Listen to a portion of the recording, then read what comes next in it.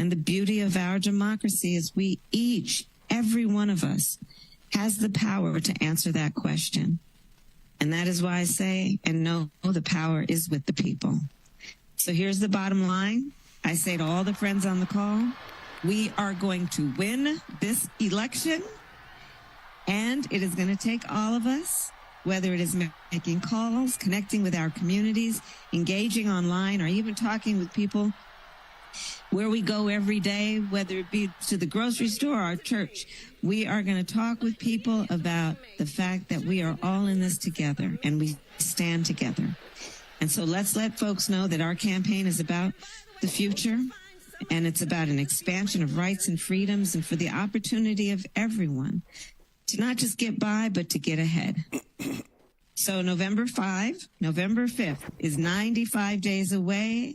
And North Carolina, for everyone there, you're kicking us off with absentee ballots that are being sent in just 35 days. So we are in this, everyone. We are in this. We are on the road. And, it's not going to be easy, but we're going to get this done. And as your future president, I know we are up to this fight. And when we fight, everyone will say in unison, we win. So thank you, everyone. Please take care, and I can't wait to see you in Chicago. And thank you again, Jamie. What a journey it's been. Kamala Harris, now the official candidate for the Democrats in the race to the White House. In the days before this, we thought that she may be, but we couldn't officially say that until those delegates were able to raise their hand and vote. That happened while you've been watching this broadcast, and now the Harris campaign signaling they have enough delegates to clinch the nomination. Kamala Harris' next step will be to choose a running mate. We expect to hear who that running mate will be in the next few days. CBS News 24/7 will bring that to you as soon as we see it. Something that the Harris camp is going to have to answer to is the economy. This is what we're seeing right now, a live look at the Dow Jones. The question on everyone's mind, and something perhaps Kamala Harris will have to answer to, how the markets will react by the end of this day after the July jobs report, which is significantly worse than predicted. CBS News senior business and technology correspondent Jolene Kent live on the stream right now. Okay, so the U.S. economy added some jobs, some 114,000 jobs last month, but that's not really seen as a win. How should we take this, and what will the conversation look like in the days ahead because of this jobs report? Economists in the market all say that this is a weak and disappointing jobs report. There's no way around it. Jobs added were significantly less than expected. Then you look at the unemployment rate, 4.3%. That continues to tick up.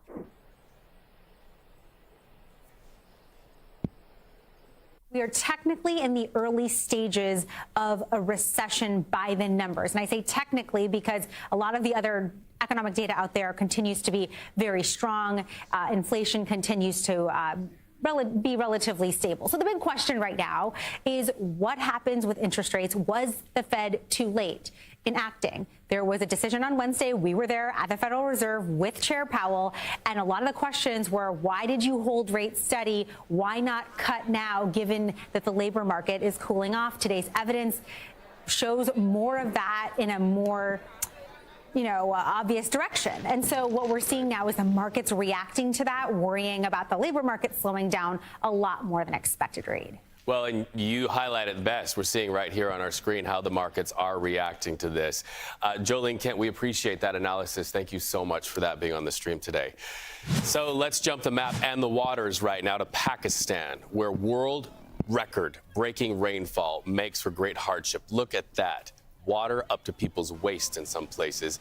So many people having to rely on each other because of this. But we understand because of this record rainfall, there is also the risk of mudslides amidst this flooding.